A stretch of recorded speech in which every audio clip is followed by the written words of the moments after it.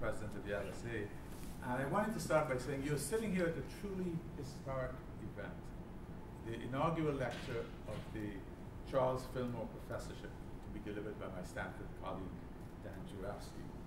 So no matter how many more institutes are held, reaching as far into the future as Pluto is from Earth, there will never be another inaugural Fillmore Lecture, and you are here. So please give yourselves and Dr. Wong Fillmore a hand on this great. So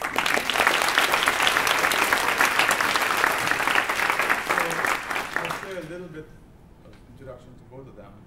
Before doing that, I want to say a few words on behalf of the LSA. First, I'd like to thank Institute directors, Carlos Oregi and Helen Yu, as well as Admin Director Laura Storm Casasanto, who's already been thanked, for all they did to facilitate our participation in this event's proceedings. Now, the LSA is pleased to serve as a primary sponsor for the Linguistic Institute, an event society has been organizing since 1928, 1 year before Chuck Fillmore was born. It was conceived by the founders of the LSA as a complement to the linguistics programs that are offered by colleges and universities throughout the world. So at the time of the LSA's founding, no single degree program could make a credible claim to covering the entire scope of the emerging field of linguistics. Probably no institution can still do that today, but even less so then. So they used to have, at first, a very intensive 6 to 10 week institute, which was nurtured by the leading lights of the field. Indeed, 2 days ago, Mark Lipperman printed in Language Log, for those of you who follow Language Log faithfully, an account of the development of the LSA from 1924 to 1950 by Martin Jus that describes early institutes from 1928 to 31. The 1928 institute, the very first one, for instance, included 23 faculty and 43 students or registrants. In fact, many of the courses only had 1 or 2, and a couple had none.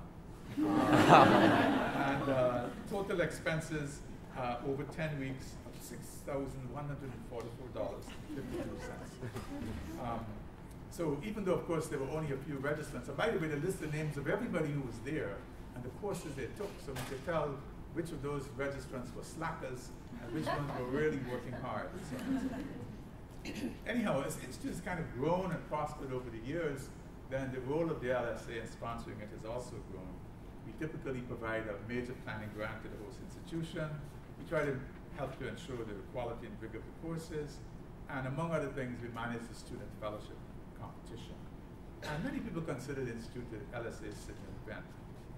But of course, we do a lot more than sponsor the Institute. We have an outstanding publications program that you all know about, not only including things like language, but our open access journal, Semantics and Pragmatics, a range of conference proceedings, and a number of archival materials that are published under the auspices of e-language.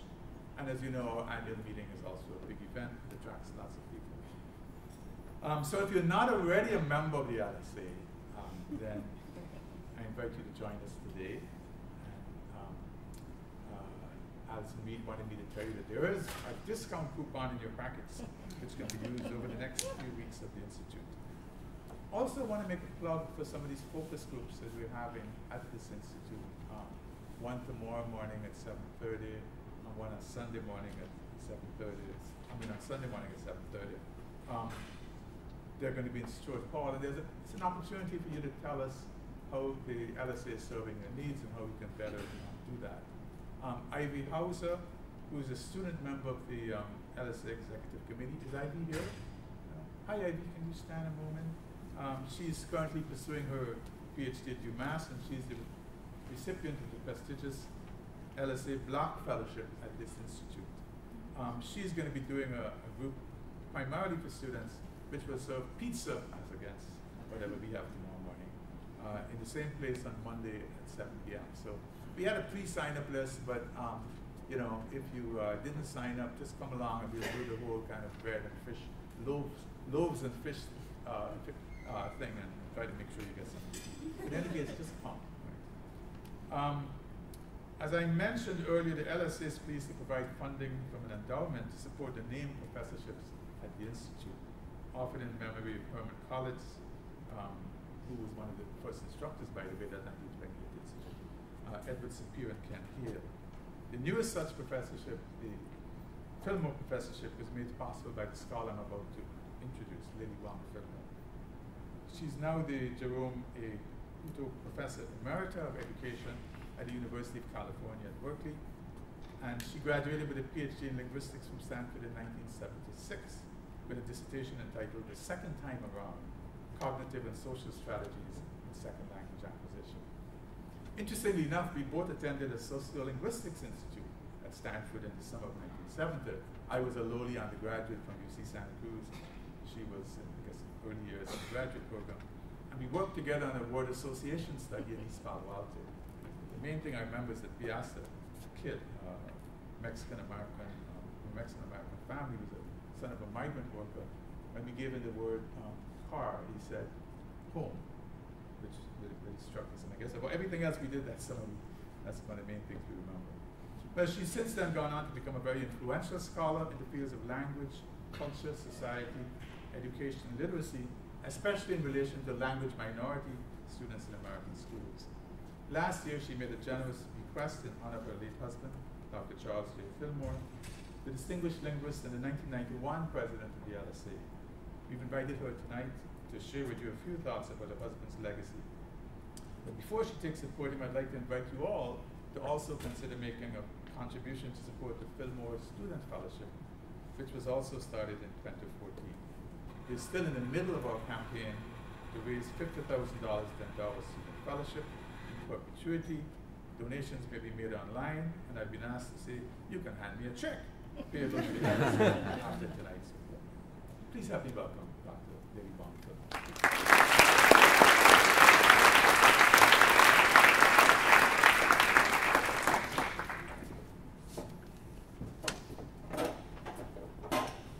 If I stood behind here, you would see only a cowlick. But so I'll just try to show you there is a person here too.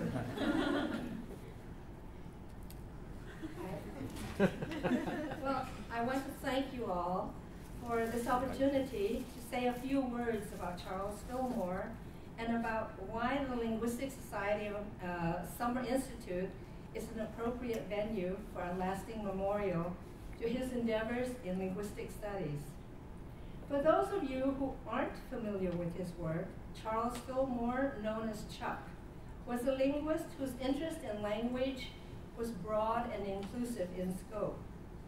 There was a time when linguistic research was focused tightly on syntax, and considerations of meaning were of secondary rather than of primary concern.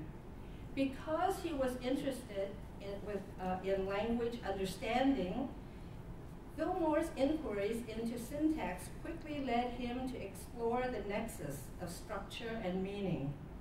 His studies on case began with efforts to characterize the configurations of deep case semantic roles associated with various verbs and their influence on the underlying grammatical organization of sentences they appear in. His work on case grammar, together with his later lexical research, led him to distinguish what he described as cognitive frames from linguistic frames.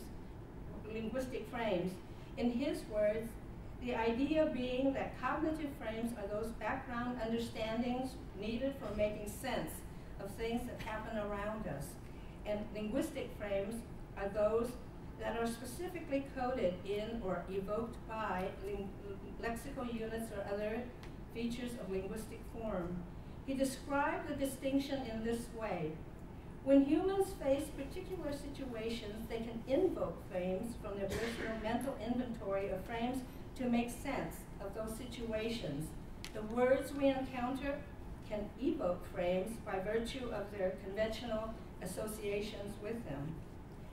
Fillmore's work on case grammar, on language and context, and on lexical semantics led eventually to frame semantics. He noticed the configurations of case roles indexed or framed different types of situations, leading him to conclude that linguistic meaning is better considered from the point of view of the concepts present in the minds of the speaker and aroused in the minds of the addressee than from prevailing ways of dealing with meaning. His quest was always to understand the workings of linguistic knowledge in communication and comprehension. What shapes and frames the way someone communicates an idea or thought in a given context? And how does the recipient of that communicate, interpret, and understand what has been said? How we understand a tweet, how we interpret a tweeted message such as, I spent 3 hours on land this afternoon versus one that says, I spent 3 hours on the ground this afternoon, depends on our recognition of the frames evoked by phrases on land and on the ground. Both refer to being on terra firma, but as he showed us, two distinct frames are involved. One on land, featuring travel by water, the other on the ground, travel by air. Fillmore was deeply aware of the messiness of the maximalist stance that he took on communicative intention and language interpretation. His perspective on language was the antithesis of the minimalist project, you might say. But by sharing that perspective with students and colleagues, Fillmore made it possible for others to gain a greater understanding of how language works. At Fillmore's memorial at the Berkeley campus last year, Kathy O'Connor, who was at Boston University, described the experience of working with him on various projects by comparing it to an actual journey. She wrote, "It's as though you are on a trip together, caught up in the minutiae of travel. The roller bag isn't working, you're in danger of missing the train, it's too hot, and so forth. And then your travel companion says, look, if you stand over here, look at what you can see. And suddenly you're taken out of your little world of exasperating details, and you see a panoramic and beautiful view right there from where you're standing. And it's beautiful and consequential at the same time. Suddenly, with Chuck, you'd be gazing out into the complexity of the universe that is language." Charles Fillmore's work in syntax, pragmatics, frame semantics, lexicography, and construction grammar led eventually to the development of FrameNet, a lexical data resource for corpus-based studies of natural language processing. The ultimate goal of these endeavors was, in his words, to be able to understand everything that can be known about a word or a sentence or speakers' knowledge of their language. And he recognized that this was a goal that could probably never be achieved because the further he delved into the workings of language and the mind, the more layers of complexity he found, but it didn't stop him from trying. What he demonstrated is that any account of what it means to know a language has got to go way beyond knowledge of word meaning and grammatical knowledge needed to combine those words into phrases and sentences in the language. And that's his legacy. His work over the years has transformed the theoretical study of language and has provided a framework for exploring construction theoretic approaches to linguistic analysis in many languages. Okay, so that was Charles Fillmore, but why a Fillmore professorship at the LSA Institute? In Julia Falk's presentation at last year's symposium commemorating the 90th anniversary of the LSA, she mentioned that in surveys over the years, LSA members consider the Linguistic Institutes to be the society's most important service to the profession. The LSA Summer Institutes has been a gathering for scholars for the interchange of ideas over the years, just as they were pitched to the society in 1928. In those days, programs of linguistic studies were mostly attached to departments of anthropology, language and literacy, such as English, German, or French. Course offerings in linguistic studies could be described as slim pickings.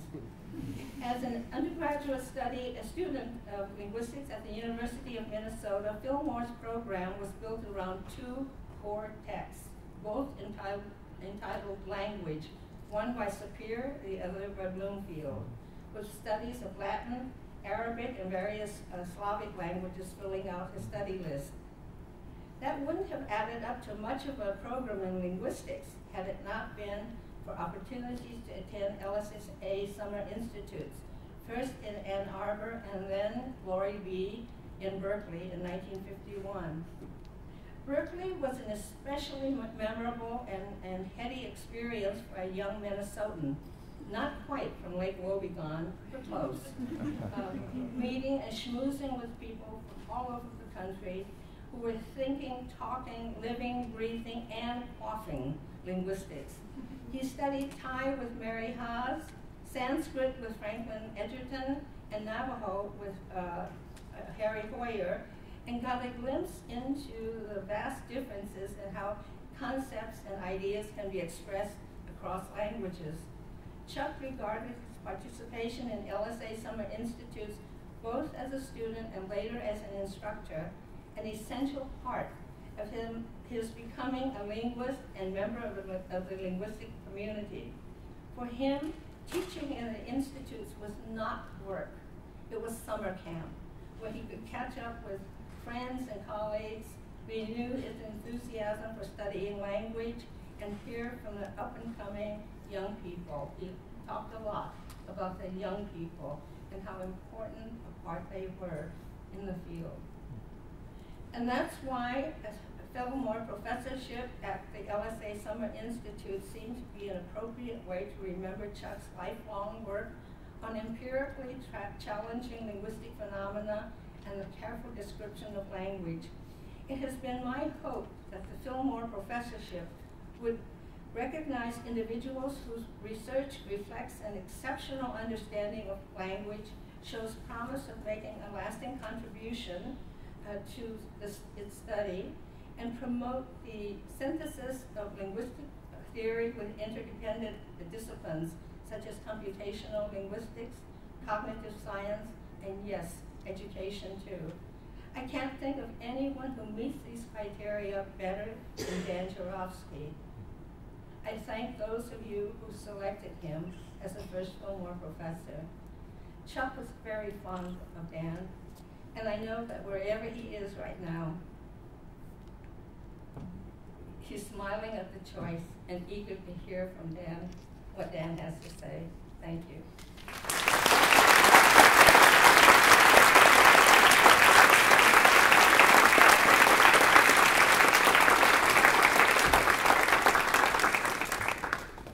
That was fascinating.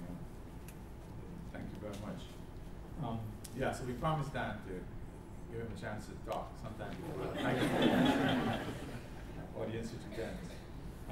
So just let me say a few words about Dan before he speaks.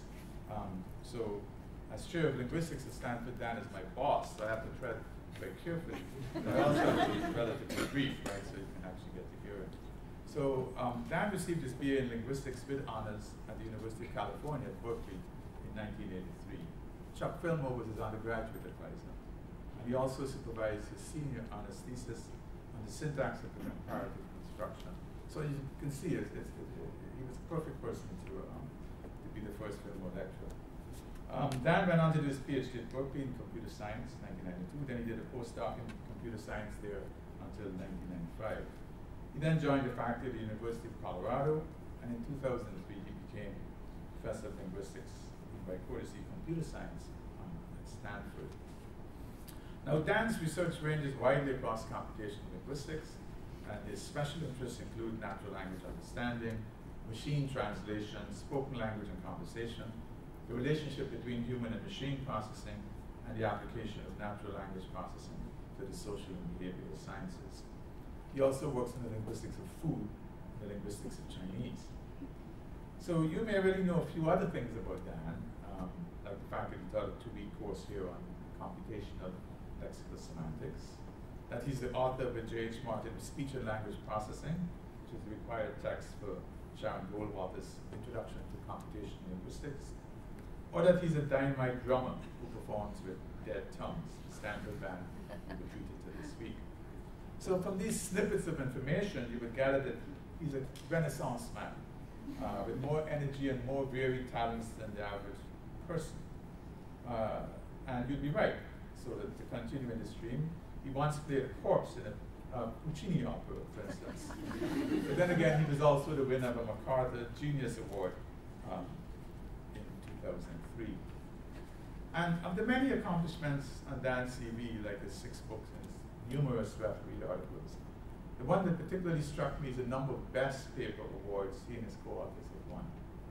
These include one from the Association for Computational Linguistics in 2006, one from the International Worldwide Conference and World Wide Web Conference in 2013, another the same year at the Empirical Methods of Natural Language Processing Conference, and another just this year, the Gould Prize from the American Sociological Association for a co-authored paper on social bonding in courtship situations, which I guess arises out of the speed dating.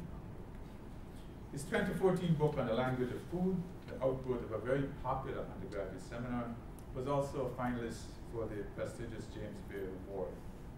In this Fillmore lecture tonight, he'll combine his love of computational linguistics and his love of food. Please help me welcome Dan to the podium to talk about the computational linguistics of food, innovation.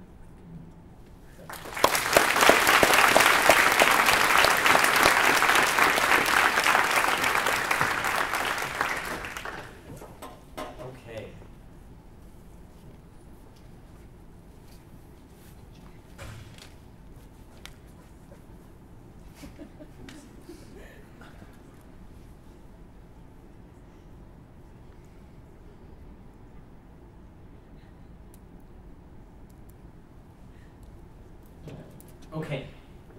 Hi. I want to start with Chuck Fillmore, and so what Fillmore called his program in empirical semantics, the idea he had was to study the meanings that lie behind a speaker's use of words. And I want to call out 2 particular aspects of this work. One is his emphasizing what he called the continuity between language and experience. He was really interested in that. And his idea of drawing on other disciplines. He was very influenced by cognitive science and by computer science. So you can think of a lot of the questions Chuck asked as aspects of this one question. What can we learn from words, their meanings, their uses, and their users? And I want to take off from here, and I particularly want to draw my inspiration from Fillmore's famous comment in his very influential paper in 1976 proposing that we study the semantics of frames about the linguistics of breakfast.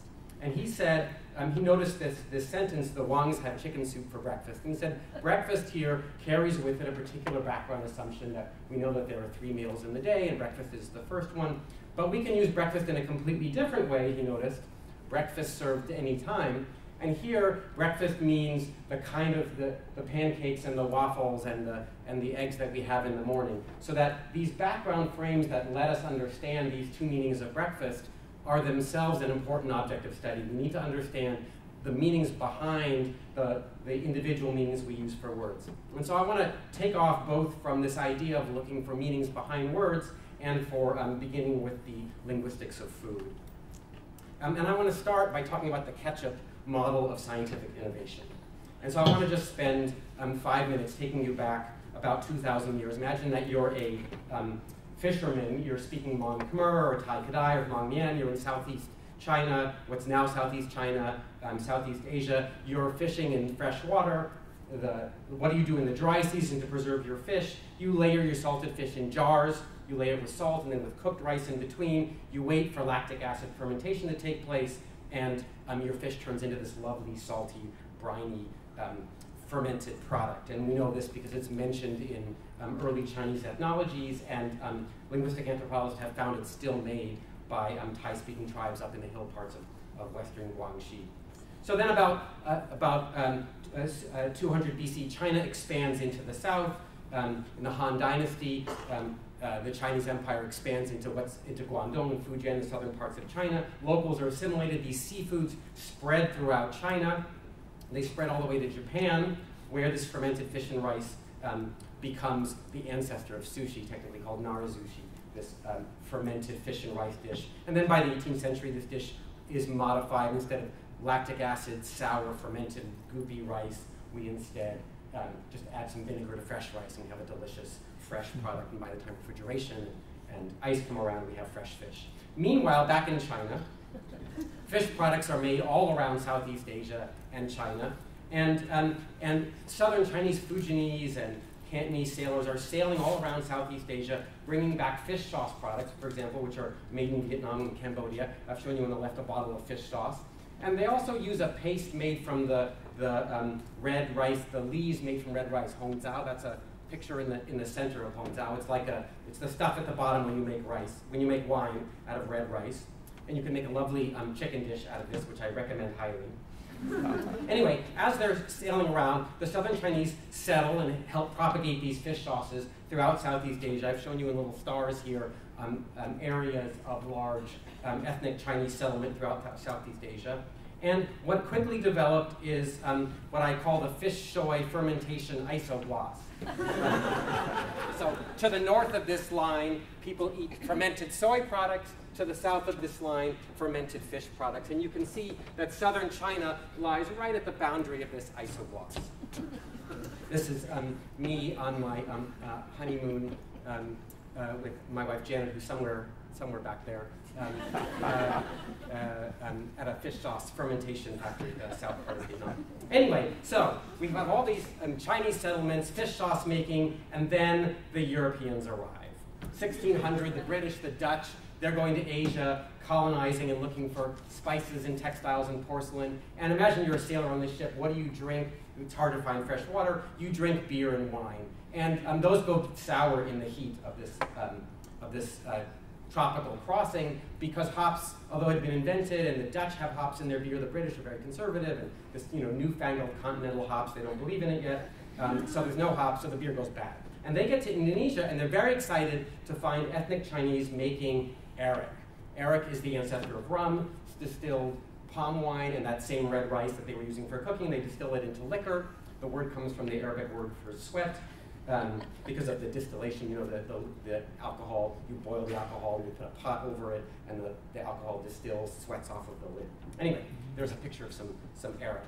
So the British start buying it by 1609. By 1704, it's the common drink of Europeans in Asia. Sailors add limes that they're taking for scurvy, and they invent punch, the world's first cocktail. So the British, very excited to be buying this arak, and while they're there, they pick up some fish sauce. And it's not called what we call fish sauce now, nok mam or nam pla. It was in the local, the southern Min, that's the Minanhua, the southern Fujianese dialect, Zhangzhou dialect. Fish sauce was called gejap, an old word for salted fish, and jap, a word for sauce, and the British bring this ketchup home. And we know this because we can read the accounts of British traders, East India Company traders to Asia, and they're all on the web. And you can see that ketchup, which is the word at the time for fish sauce, was an important commodity. And in fact, you can read about the details. Soy comes in tubs from Japan, the best ketchup from Tonkin, northern Vietnam. Yet good of both sorts are made and sold very cheap in China. So he's buying a lot of this stuff in Hong Kong. And he also says, I know not a more profitable commodity. So what do you do when you have an expensive imported luxury? They're bringing bottles all the way to Asia, filling them with fish sauce, bringing them back to England. You have an expensive product, of course you create fakes. So very quickly, there are knockoff ketchups. Here's a recipe for a knockoff ketchup made from beer and mace and cloves and pepper, very European. And notice the line at the bottom, thought to exceed what is brought from India. India, the word for Asia at the time. So they're clearly trying to imitate this superior Asian imported product. But the product changes very quickly. So by 1800, there's a walnut ketchup. This is Jane Austen's family recipe for walnut ketchup. Involved, you can see another European. It's got vinegar, it's got nutmeg, it's got ginger, a little horseradish.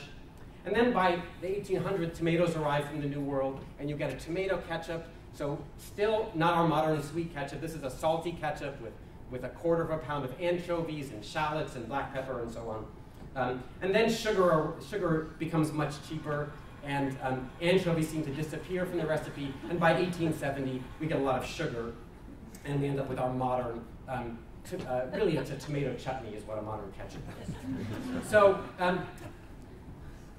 the idea of ketchup is it's not just a food, it's a metaphor. If you think about ketchup, all of these recipes in the history of ketchup. We began with a Thai tribal fermented fish sauce, and it became a sushi, and it became a Vietnamese fish sauce, and then in Europe it became an anchovy and a mushroom and a walnut sauce.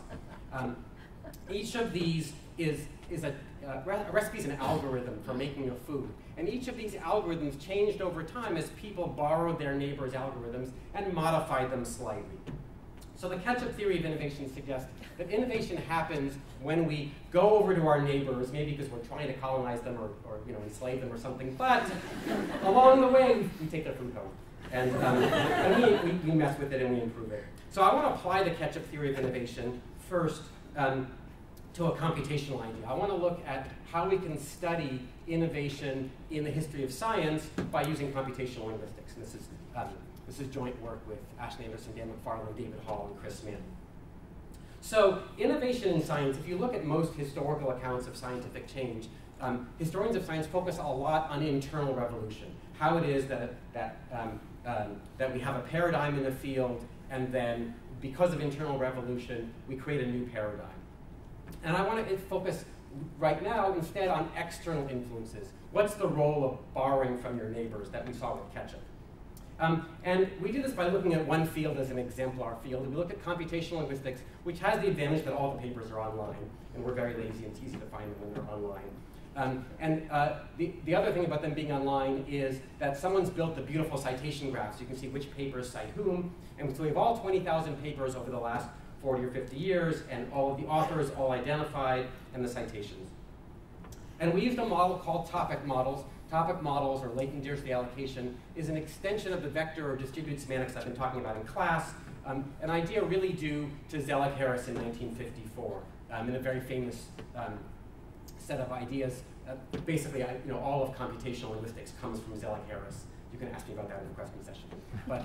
But including this idea of inducing the meaning of a word by looking at its lexical environment. So topic models are just clusters of words that co-occur together and suggest ideas or topics or sub-areas. So we can take a bunch of papers and run these automatically inducing topic models, and we can learn topics like anaphora or parsing or machine translation, and each paper, a little row there in that little matrix is a paper. Each paper is some distribution over topics. A paper is about different ideas. And we ran this on this topic modeling on the anthology and came up with 73 topics, 73 distributions over words. So topics like anaphora resolution or probability theory or parsing and so on. Some of the words in our topics. And we can then ask, for a given year, what topics are people working on? So I'm just summing over all years of the probability of topics in all the papers. And here's a graph of two particular topics. One older method that was very popular in 1980. This is a method. This is a story understanding topic. And this is a method actually of my advisor's advisor. And then you can see the rise of topics of this new statistical topic. This is the probability in blue and statistical topic. And if you look at where this new statistical topic, these statistical tools that transformed computational linguistics right around 1988, we look at that knee in the curve in 1988, you can see the rise happens right there. We call that the statistical revolution in computational linguistics. And we can ask what happened in 1988.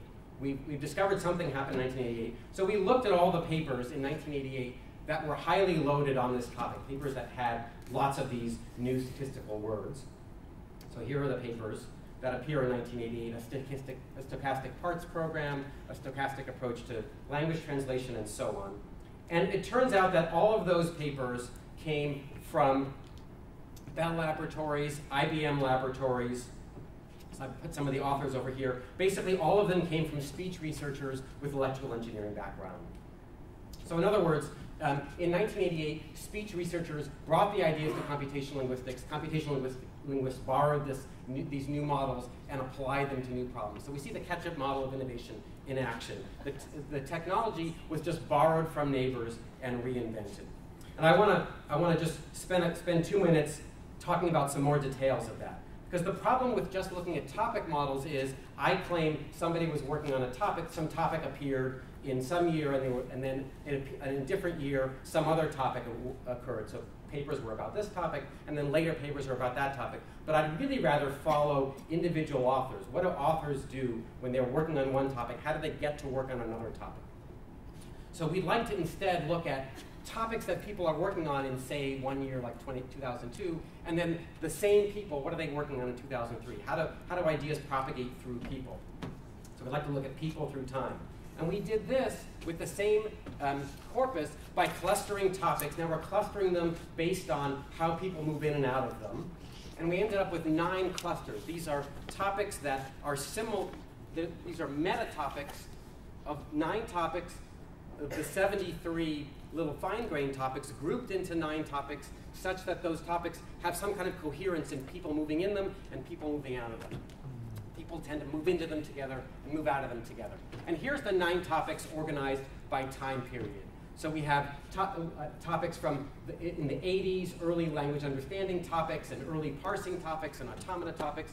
And then we have this weird period in the middle that I've called the bake-off period. Bake-offs are government-sponsored required annual evaluations in computational linguistics that people who have certain grants are required to show up at a workshop and present their results. And these were very popular and very required from 1989 to 1994. And then after 1995, we have these modern probabilistic topics for the last 20 years or so, big data topics and probabilistic models and our various linguistic supervised classification models. And if we look, let's look at I'm going to show you a little graph of these 9 clusters. And I want you to read them from left to right. I've shown you the 9 clusters on the left from the first 4 years, how people are moving in topics from 1980 through to 1984. And each node, the size of the node is how many people are working on that topic. And the arrows are the number of people who move from one topic to another. So up there in the upper left, early NLU, people are working on early understanding. NLU is natural language understanding. People are working on early topics in this field, and they're continually, there's a thick arrow because they're continually working on that topic. And then something happens around 1988, right in the middle, people start moving to this government topic, this middle topic. And you see big, thick arrows moving in that direction. And from that topic, they then move out to other topics by about 1980. And I call this the hourglass model because people were working on lots of things, and then they're forced by the government to all work together at a particular period. They have to show up at this workshop and present their papers and learn from each other. And then people learn all of these different models, and they spread out, and these models propagate through the field. So this topic, this funnel of the hourglass, was a required meeting by various grants, and it caused these speech people and these text people all to meet each other. Computer scientists and linguists saw a bunch of electrical engineers presenting probabilistic papers and borrowed the math, and these innovations got replicated. And we can watch the field converge by taking these same topics and projecting them onto 2 dimensions. We talked about projecting onto 2 dimensions in my class. And so here's 3 lines. I'm colorblind, but let's call that blue, and let's call that red, and let's call that one some other color. And so that's the 3 conferences, and the blue conference is the new statistical empirical conference.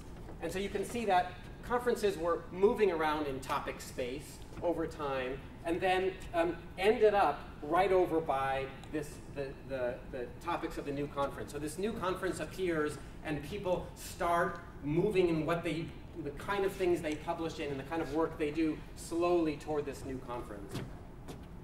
And we can even see how people enter and leave the field. This is a graph of people,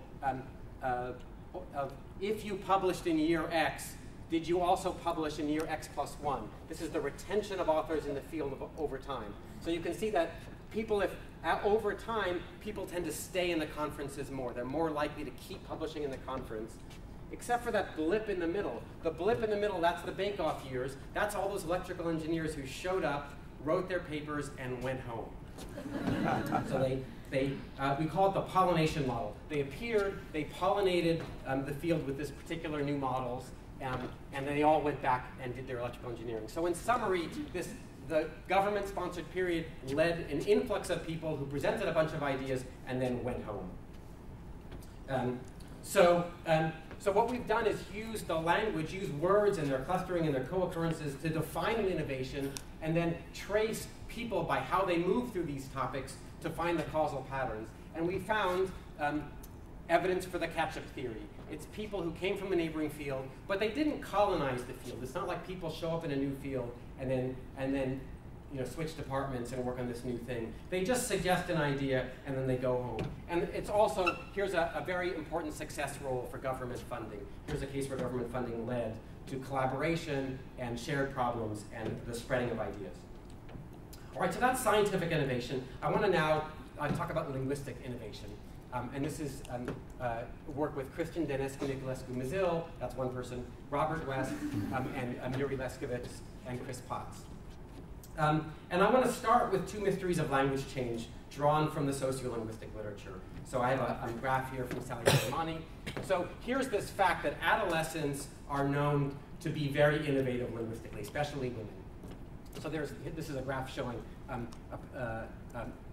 probability of adopting a new innovation by age group, and you can see a big peak around 19 plus or minus 5 or something.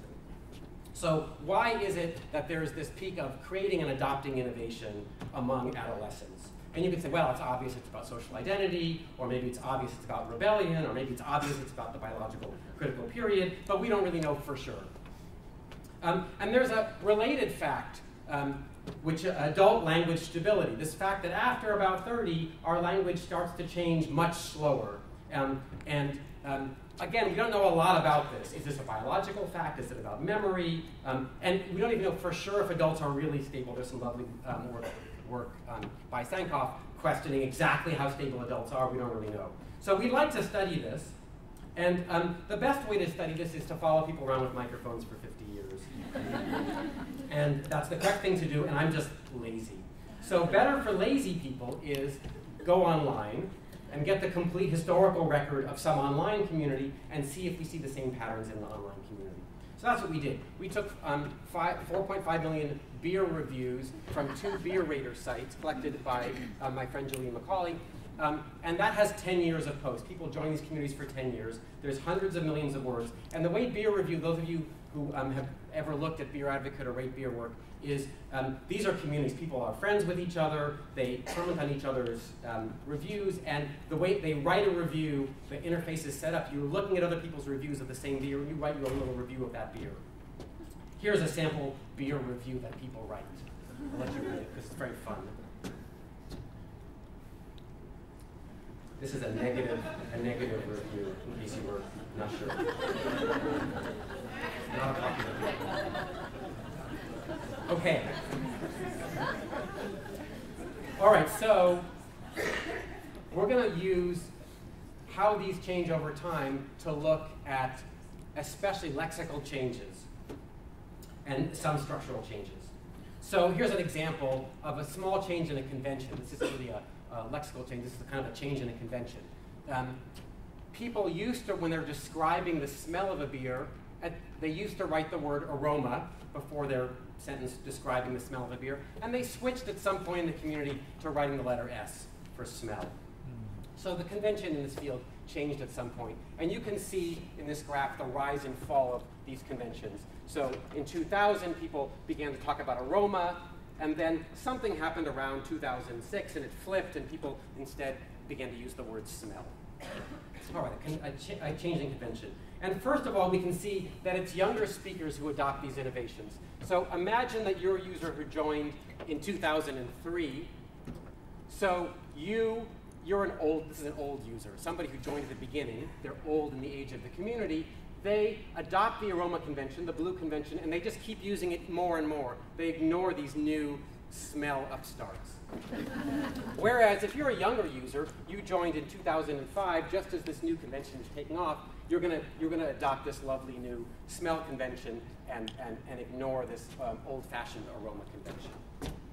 So these innovations happen, younger speakers tend to adopt them, and we can also look at the change over time of speakers' language and community language. So here's looking at at the reviews along the x-axis is the number of reviews an individual writes over time. The y-axis is their usage of, in the left graph, the first person pronoun. How often do they talk about themselves? Declines over time. How often do they use beer jargon, like the word lacing or the word retention? That rises over time. So people are changing their patterns of usage as they participate in the community. And the community is also changing. So it just happens that over time, the use of fruit words increased in the community. And various lexical innovations were created in the community. People talked about sandalwood or verdict, or talked about the word mysterious became popular, and so on. And our idea is, let's look at these two kinds of innovations. People are changing, the community is changing. Let's look at the link between them. So here's the community changing over time. People are coming and going from this community. And individuals are joining the community. We can imagine they're joining as young people in the community, and they spend their lifestyle in the life stage in the life cycle in the community, and then they leave, they abandon. At some point, they stop posting on this blog and they go home. And we can measure how similar a user is to their community at any point in time. And we do this, never mind the math, but we do it's cross-entropy of language models. How similar are the words they use to the words of the community? And so along the x-axis, I have your life stage. On average, you join the community at life stage 0 and you finish at life stage 100%. How similar is your language? Actually, I've done distance. How far away is how you write in terms of words or pairs of words or triples of words from the community? And you start out pretty distant from the community, and you slowly become more and more similar to the community over time. And then slowly at the end, you get less similar to the community. So you can think about this as two stages. I start out by, I'm learning the language of the community, I'm learning these words like retention and lacing, these technical beer terms, and then somehow I start drifting away from the community. My language changes from the community, and then I die. All right, so why would this be? Why do users get more distant from the community? And you can imagine two hypotheses. Well, maybe I'm adopting fabulous new innovative language, but the community's just ignoring me. They don't like me. Or it could be that I stop adopting language, I just freeze, and I get out of tune, and the community is still changing, but I'm just not keeping up with it. And let's look at some evidence. I'm going to argue for hypothesis 2, but I'm going to show you some evidence. So first is I can ask, how similar is how I talk, the language of my post to my previous post? So technically it's the self-similarity. And you can see that at the beginning, I'm not very similar to myself, but over time, my language gets more and more similar to my previous language. So my language is more changeable at the beginning, and then over time, I kind of plateau off. I go to a high level of similarity. So my language becomes more similar to what I said before. We can also measure, do the posts that I write, do they look more like the language of the past, or do they look more like the language of the future? So I can just measure who am I most like if I write a post. Is that post on average more like the posts a year ago, or more like the posts that'll be in the future a year from now? So am I more of a progressive user of language or a more conservative user of language? And again, over the life cycle, life stage of any individual writer, they start out being progressive. Young writers write like the future, and they end up being conservative. Old writers write like the past. So somehow their language here is predicting what the future of the community will look like, and by the end, it's looking like the past. Or I can measure, if somebody invents a new lexical innovation, uses a new word that hasn't been used in this community yet, and maybe it's going to catch on, how likely am I to adopt this innovation?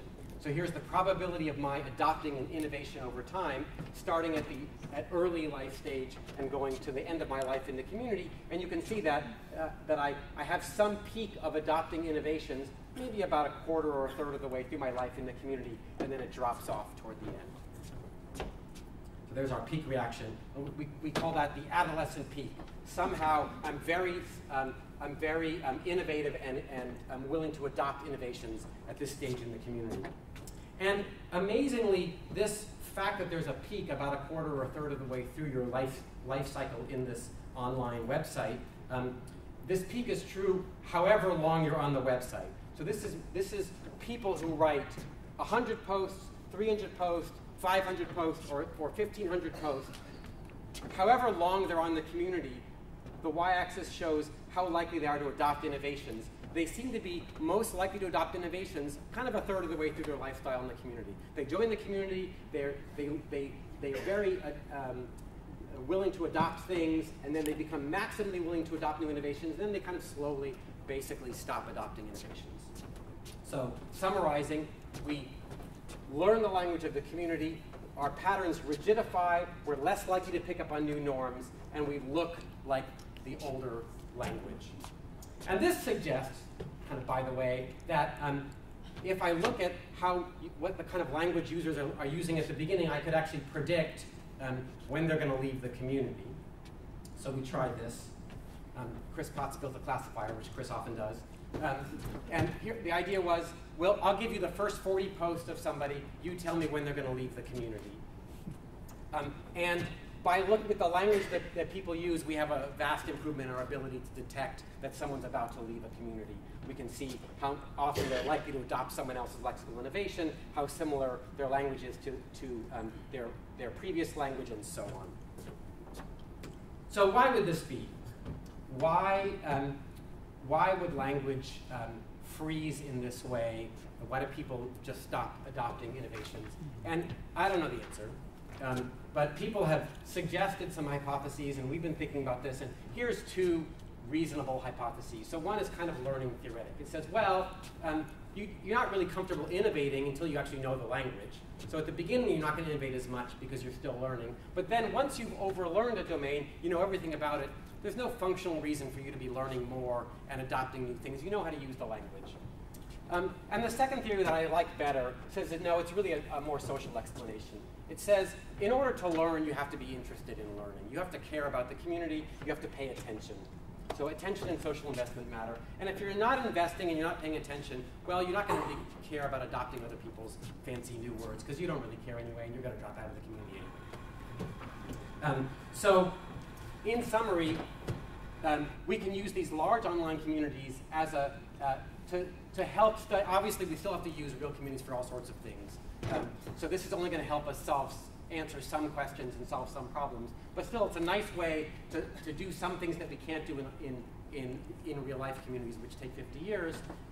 And in this community, we find evidence for the same kind of things that sociolinguists have traditionally found in real life communities. Adult language stability and adolescence is a period of the greatest adoption of innovation.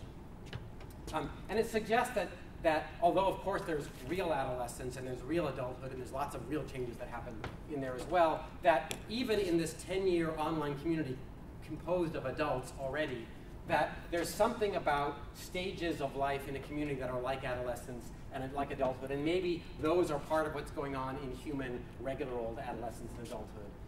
And understanding what these causes are and whether this idea that it has to do with attention and social capital and social investment is a fun future work. All right, so where have I gone so far? I had the catch-up theory of technological innovation, suggesting the role of communities in innovation, and then I had the language of beer, where we're able to look at linguistic innovation in online communities, and I want to just do some more language of food. And I want to draw, especially think about human social interactions, and I want to draw on Bourdieu, introduced to me by Penny Eckert. Penny handed me Bourdieu's Distinction and said, read this. So here's what Bourdieu did in Distinction. He looked at French tastes for stuff in the 1960s, and he said it correlated with class. He said, so the working class has what we would kind of definitively call popular tastes. So the blue dandelion waltz and these heavy, starchy meals of cassoulet, that's what the working class ate in the 60s. And the high status class instead had these refined tastes. They liked the well-tempered Crevier, they liked Bruegel, and they liked all these new ethnic and health foods that were arriving in France right about that time, the curries and the brown rice. And what Bourdieu said was, there's nothing absolutely better about curry than cassoulet. They're both perfectly good. It's all about a way of distinguishing the upper class from the lower class. It's just a way of being different than them.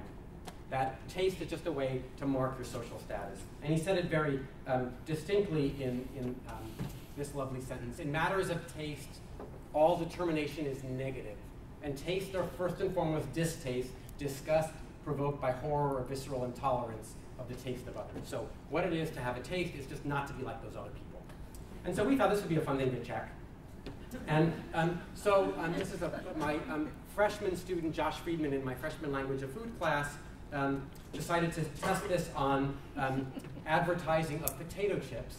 He picked potato chips because he liked potato chips. And we looked at two kinds of potato chip bags, expensive bags and cheap bags. And he did the study by going to the local supermarket, the Safeway, and taking pictures of all the bags because he was too cheap to actually buy them. And here's our corpus. All right, dirty chips, all natural, cholesterol-free, and so on. And then we tested Bourdieu's hypothesis just by measuring linguistic distinction. We looked at comparatives, we looked at negation, we looked at words for unique, so no and not and never and didn't and all those, and we just counted words. Sure enough, the more expensive the chip, and we're talking about potato chips here, they're not all that different. The more expensive chips, the more use of distinctive vocabulary, the more use of comparatives, the more use of these unique words, the more use of negation. And in fact, if you just measure linguistic negation, every negative word adds 4 cents to the price per ounce of potato chips. And here's the most expensive potato chip bag. So very negative. The bags also emphasize health claims. Here's some phrases from the bags: healthier and trans fat. But it turns out that even though all bags emphasize health claims, potato chips are clearly a health food, it turns out that expensive bags make these claims far more often. So for example, potato chips don't contain trans fats. You don't need trans fats for potato chips, but only the expensive bags say so. Okay, so what our little study of potato chips tells us is that there's some beautiful implicit linguistic markers of socioeconomic class. That the role of health clearly more important in advertisers' minds for the upper class, and a beautiful test of the Bourdieuvian model of attitude toward other classes, that we can see this in linguistic negation, linguistic comparison. All right, so then we turned to another kind of advertising, menus. This is a collaboration with Victor Chahuno, Brian Rutledge, and Noah Smith. Menus, what's fun about menus is you don't have to type in all the words because there's menus online. And we took, in fact, 6,000 menus from 6,000 restaurants online, 5 million words, and asked how they encode these kind of socioeconomic differences. So we looked at the words on the menu and the price of the restaurant in which the menu appeared. And so here's some facts. The more middle-priced a menu is, the longer the description of the dishes are. So here's a description from a middle-priced menu. Crispy, golden brown Belgian waffle with fresh fruit. Lots of beautiful adjectives, crispy and fresh. And because I'm a scientist, I have a graph. And so along the x-axis we have dollar signs, and along the cheap restaurant, the middle-priced restaurants, your expensive restaurants, and here's along the y-axis I just have mentions per menu, and you can see lots of these beautiful sensory adjectives in those middle-priced $2 sign restaurants. By contrast, the expensive menus have less of these beautiful descriptive words, less adjectives, in fact, in general. So why would this be? Why would expensive menus be short and middle-priced menus have a lot of these adjectives? And there's an obvious answer. It's because grace. So why would I say that a food is fresh? Only if you need to know the food is fresh. And why would you need to know it's fresh? Because you're not sure if it's fresh. And if you're not sure if it's fresh, that's a bad sign. If I'm an expensive restaurant, I don't want you to even thinking, don't want you to go there. And those of you Griceans in the room, you're probably all at the experimental pragmatics meeting today, but those of you who happen to be in the room know that there's lovely links between game theory and Gricean pragmatics. So I'm going to tell you the game theoretic explanation for the same effect. So the game theoretic model is, imagine that there's 3 classes of something. Let's say it's restaurants. And let's assume that you have some other noisy cues to how good the restaurant is. Let's say it's price, or its location, or its decor, and you want to know what kind of linguistic signals should we optimally use. So what happens is, game theoretically, the mid-price restaurant signals, I'm great, because to show that they're not the same as the low-priced people, because the low-price people, maybe they can't say that their food is fresh, because maybe it's not fresh. So the mid-price restaurants say, we're great, our food is fresh. And now the high-price restaurants, they can't say that because you might confuse them with the mid-price restaurants. So they do what's called in the game theoretical literature counter-signaling. So they don't say that their food is fresh so that you'll know that they're not mid-price. All right, and we can see this same Gricean behavior by looking at the word real on menus. So here's who talks about what's real. In $1 sign restaurants, real whipped cream, real mashed potatoes, real bacon. In $2 sign restaurants, we go up to real crab and real maple syrup, and expensive restaurants just don't use the word real at all. Obviously, because they want you to believe that if they give you something, it is real. And as a little aside, a little historical aside, we can use this to actually study the introduction of artificial foods into American cuisine by looking at when the word real appears in menus over time. This is the New York Public Library has this lovely historical menu corpus. And so you can see over time, the 90s, we talked about real bacon. That's when they introduced fake bacon. And in the 70s was real whipped cream and real sour cream, not the various fake versions. And in the 60s, real butter. And if you all go all the way back to 1900, it was real turtle because they had mock turtle soup back then. And real German beer because the Germans had just arrived in America. And it was very exciting that there was things with hops in it now. Beer before that was all ale. So what we think of as lager beer now didn't arrive in America until 1880 or so. Anyway, so okay, that's what so middle price restaurants use all of these fancy adjectives. And what do fancy restaurants do? They use rare words, long words, and in general things that are hard to figure out and maybe difficult to figure out. And Michael Silverstein has a lovely paper pointing this out in wine tasting vocabulary. The same idea. We're using these fancy words. Not because you need to know that you're eating tonarelli, but because you might not know what tonarelli means, and that's a lovely thing that we can do. And in fact, you can again measure something about these long morphologically complex words. You can just measure word length, which we did, and sure enough, every time you're adding a letter to the average word, you're paying 18 cents more in the dictionary that has that letter in it. Another aspect of modesty, we can look at just the length of the menu, something pointed out in a lovely paper by Robin Lakoff. So here's the most expensive restaurant in San Francisco. It's called Cezanne. They have no menu, but I mailed them and emailed them and asked them to mail me a menu anyway. And here's what they mailed me back. Just one word per dish. Abalone, sea urchin, brassicas, no brassicas, not cabbage, but brassicas, nice fancy word. Here's a sample cheap restaurant menu, Cheesecake Factory. Notice lots more words. And of course, that's just page 1 and 2. There's 20 pages.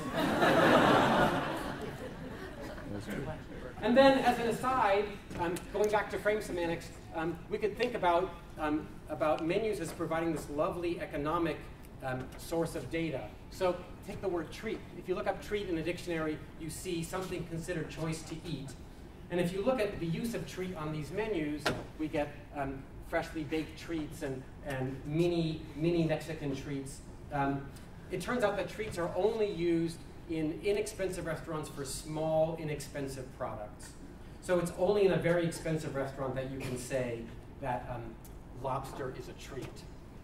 So this is a very, very fancy restaurant to talk about lobster as a treat. In general, treats are these small, inexpensive things. And we found this out just by measuring the average price of items that had the word treat in them. So really, we should define treat as something small or inexpensive, considered choice to eat. So in summary, expensive menus are, there's a technical term in the advertising literature, modest. They're linguistically modest. They don't brag about themselves. There's a Gricean reason for this, and in our society, at least now, it's not a necessary thing. We can be more or less Gricean in different ways. At least right now, modest advertising is a way of displaying luxury status. And also, like Fillmore's work in the Santa Cruz lectures on Deixis, he talks about ways in which space and time and social interaction can provide domains for us to talk about lexical semantics. We can think about economics as something we should be really working on, just like the word treat. Now I want to talk about menus is a way of food professionals writing about food. I want to talk now about amateurs writing about food, and I want to start with framing in restaurant reviews. So I've shown you a restaurant review here. Sorry if this blocks your reading of it. This is a negative review. This is from a study where we looked at almost 1 million online reviews. I'll give you a second to read this review. I've changed some of the words to make it ungoogleable. So you'll notice that the review is a negative one. Those are more fun, obviously. And doesn't mention the food at all. No mention of the food. You'll see. Instead, it's all about we had to wait, and she didn't make eye contact, and we waited, and so on. So we looked at the language of these bad reviews, and here's the 3 things that we found. Lots of, as you would expect, negative sentimental language. Lots of, we used Doug Biber's, has a lovely corpus linguistic study on how to, on which factors occur in the narrative genre. So we looked at we found his factor very strongly, past narratives about people, words in the past tense with lots of pronouns and lots of third-person pronouns and lots of mentions of people with all of his narrative features. And we found unusually frequent mentions of the words we and the words us. So we were ignored until we flagged down a waiter to get our waitress. And it turns out there are other narratives with this exact language, narratives, genres in which you use past tense, we and us. They have negative vocabulary and lots of narratives about people. And that genre is text written by people suffering trauma. The James Pennydick Lab has worked on lots of cases of people being traumatized after 9/11 or campus tragedies. And they use exactly these linguistic characteristics. And in particular, they use the first person plural as if he suggests to seek solace in community. This bad thing happened, but it happened to us. We'll get through it together. So in other words, one-star reviews are trauma narratives. And the deeper lesson of these reviews is it's really all about personal interaction. We think that these reviews are just objective descriptions of the food, but they're really telling us something about personal interaction. Now, that's negative reviews. Positive reviews, on the other hand, tend to be about sex. But only for expensive restaurants. There's expensive. So sex, not to be had cheaply. What is cheap? Cheap restaurants, we talk about addiction, we talk about crack, we talk about craving. So the cheaper the restaurant, the more likely you are to describe it in the language of drugs. So why this drug metaphor? It's used, we looked in what it's used for. It's used for junk foods. So chicken wings and French fries and pizza and chocolate. And obviously we feel guilty about eating these things. By the drug metaphor, obviously it's a negative thing, so it's a way of thinking about something negative. But more than that, by using the idea of addiction, it's sort of eliminating our control over this thing. I ate this cupcake, but really I was addicted to cupcakes, and so it's not my fault I ate the cupcake. It's the cupcake's fault. I was addicted. It was an external agent. And sure enough, women who we know are much more pressured to conform to models of healthy eating are also more likely to use this metaphor of drugs. Men, by contrast, are more likely to be traumatized. And so that's food reviews. Now, what about if you ask for food? It turns out people on the web ask for food. So suppose you wanted to study a lovely social question: what language do people use when they make requests that are successful, requests that get the thing they asked for? And the problem with it's a very hard thing to study. How do you study successful requests? Obviously, it depends what you ask for. So what we did is ask, could we just look at requests when all the people asked for the exact same thing? Which, that seems a little crazy. Who on the web would ask for the exact same thing in different words? And it turns out there's a Reddit for this, where people ask for pizza. It's called Random Acts of Pizza, and so there's 20,000 requests for pizza on this site. People ask for pizza, and people give them a gift certificate for pizza. And we looked at the linguistics of the requests. So here's a request. I'll give you a chance to look at it. It's a very sad request. I'm sorry, the downer here. So the girlfriend has injuries and unemployment problems. Anything to help us out? Here's somebody who really needs the pizza. So what did we code linguistically? We looked at reciprocity. So there's a huge literature in sociology on generalized reciprocity. You reward people who do good things for the community in general. So I promise to return the favor. Reciprocity theorists would predict that this person's going to get the pizza. We can look at length. Did they write a lot of things? We can look at evidentiality. Did they show pictures of their bank account being empty? For example, this is from an actual request for pizza. And so you would expect an urgency. Obviously, some of these urgent words, this person really needs the pizza. You can look at status. So Reddit has a status thing called karma. If you're a better person on the site, you're a better community member, you have more karma points. So we could see if people who have more status, are they more likely to receive pizza? And sure enough, who gets pizza is predictable from the language. And the most important factor is this pro-social behavior. The most important thing is generalized reciprocity. If you promise to give the pizza for someone else, you'll get a pizza. And saying thank you turns out also to be very important. Other politeness markers seem not to matter at all, but thank you seems to matter. And status matters. If you're the kind of person that answers questions and helps out the community, you're going to get a pizza. All right, so summarizing. Oh, I'm running out of power here. Uh-oh. Let me just panic for a second.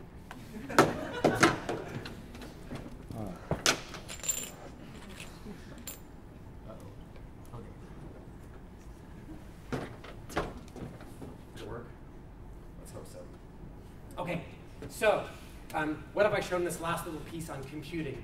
So from menus, we saw the economics of modest advertising, and we saw this idea of using economics as a fruitful domain for lexical semantic study.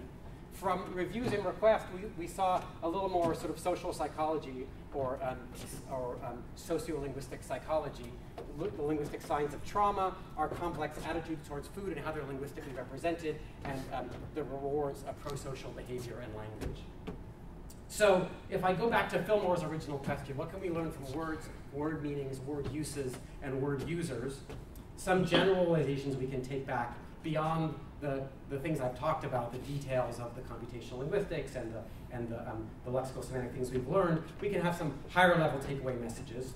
So one is that innovation in science happens when you talk to your neighbors, so please go talk to your neighbors. We've learned that to learn the language of a community, you have to be invested in the community. We've learned that people suffer when you're mean to them and are generous when you're kind to them. And really, these are all examples of the fact that you can tell what people really think if you just look really carefully at the words they use. I think I'll stop there and take questions.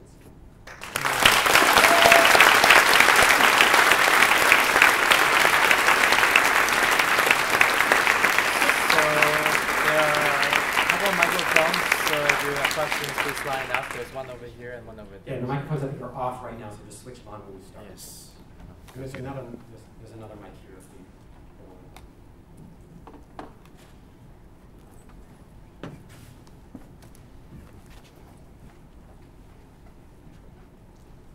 So with the peer reviewers,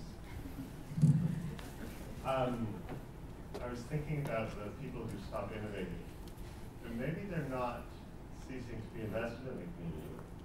Maybe they're invested in their own identity as an old member of the community, but the community changes and they resent it. So I'm wondering about this idea that they're not changing because that's part of their identity, right? And if age, and I really like that because age is totally a social construct, whereas we usually think about age absolutely chronologically. So I wonder what you thought about that. No, that's great. Yeah. How would we test? I love it. But how would we test? Yeah. How would we test whether it's attention or identity? And we're back to the same question. Let's think of some experiments we could do. I guess we could look to see if they. Let's say, post as frequently as they used to, or show other kinds of attentional behavior. Do they read? They read. Maybe we could check if they, from logs, if they read as much reviews as they used to, or if they write. So, and it does look like people as they age read less things and post less things. So that suggests that at least part of it is attention. But I like your identity model. And but how would we positively test the identity model? How do we test if somebody? I mean, I guess we could look at the language. They talk about those young whippersnappers. Well, I wonder if they would correct other reviews. If they see a new review, they use a cell and they go back to nice. That's actually a great idea. Is looking for corrective behavior in general. That would be not just in the Spear community, but that's a great social thing that you could do computationally. Thanks. Yeah. Thank you. Hello. I thought it was really interesting about the whole phenomenon of modest advertising for something that's more luxury. I'm wondering if that's kind of always been the case, or if that's been more of like a recent historical development in like the history of advertising. Great question. Yeah, so modest advertising seems to be a recent development. So if you look at menus from 100 years ago, they're very long and very elaborate.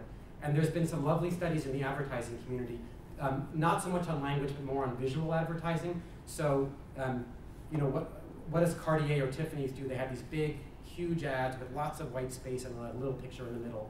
And they looked at whether that was cross-culturally true. So they looked at the connotations of white space in ads in North America, in Hong Kong, and in India. And only in North America now was white space, was being able to have this beautiful, big, empty, modest advertising, a sign of luxury. And they hypothesized that it had to do that this happened in the 50s, and it had to do with modern art and architecture and modernism, and that modernism was somehow associated with the upper class because modernist things were expensive and elite, and that there was a shift somehow. And you can certainly see that in the menu. So that seems like a reasonable hypothesis, and that trend simply just didn't happen in Asia. Thank you. Yeah. Yeah, thanks. I'm wondering about the linguistic innovation with theories that you talked about, how in the first third, that's where all the innovation was happening. And you had just, before that, the piece you had talked about was the scientific revolution or the scientific innovation from the neighbors. And so it seems to me that there might be a similar plot for innovation when you look over the lifespan of a researcher or a scholar in terms of innovation. If you said, for example, that mathematicians, they don't make their breakthroughs by the time they're 25, then, it's nice. late. Yeah. But it's not true. I mean, Andrew Weil, for example, was in his 40s, I think, when he proved Fermat's last theorem. Ancient. But he's an exception, perhaps. But it seems to me, I'm curious, you could probably look at the same techniques you looked at here. If you look at the ACL community, that statistical revolution you talked about that occurred in 1988, when the mathematical engineers came in, were the people who borrowed those techniques, were they people who had been in the community for only, at 30% of the time? That's a great question. Or were they at the end of their I love that question. cycle? Yeah. And my hunch is that probably the younger crowd had borrowed those techniques. Yeah, my suspicion from just having been alive at the time is that you're right. But but I we'd have to check because it could be. Yeah, because there were a lot of young people and there's a lot of old people and you want to look at the percentages. But we could totally check that. That would be actually very easy to check. That's a great question. Thanks, Jeff. Yeah. You emphasize the importance of government-sponsored workshop or conference that happened in 1988 and 1989. And I was a graduate student in the United States when in 1988 and 1989, and I remember computer science professors enthusiastically told us that universities around the country were connected via computers for the first time. I wonder if that kind of difference in communication pattern caused that change you mentioned. Wait, I just didn't quite understand the last part about the communication pattern. So it was a time that universities, more specifically speaking, computer science departments around the country were connected via by computers. Oh, you mean the actual communication yes, networks? Yes. So you study the ARPANET could. Computational linguistic literature.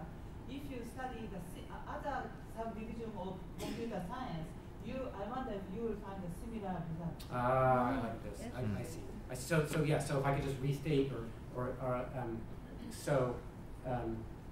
this thing that happened in '88 with this revolution that was borrowed, could part of the influence be the greater networking of society and certainly the internet appeared in a lot of universities right around then, or propagated a lot around then, and departments were connected. And so could it be that lots of fields of computer science show spikes, or fields of other disciplines show spikes right about then? And that would be a fun thing to check. We have the Web of Science data. So we have all abstracts of all papers published in journals that are in the Web of Science. And so we could try to look at numbers of disciplines. It's a very large data set, and we've had trouble kind of figuring out how to crack it. But yeah, that's the right data set to look at. Did you find any gender patterns in the peer review forums, change patterns? You had gender information, I guess, is the first part of the question. The second part is there anything useful there? Good question. For the beer reviews, we didn't have gender. You can guess that our suspicion about the gender in general patterns in beer review sites, they're pretty male dominated. We did have gender for part of the Yelp study. So Yelp doesn't give out gender of their reviewers, but well, it depends on the data, but reviewers have first names, and you can assign a gender to first names with some probability. Let's say for 90% of names, you can assign a gender. And so that's how we did the gender study on the trauma and the food. But yeah, not in the beer reviews, alas. Yeah, so right, to see if women are in fact also more innovative on the beer side would be the obvious thing to check.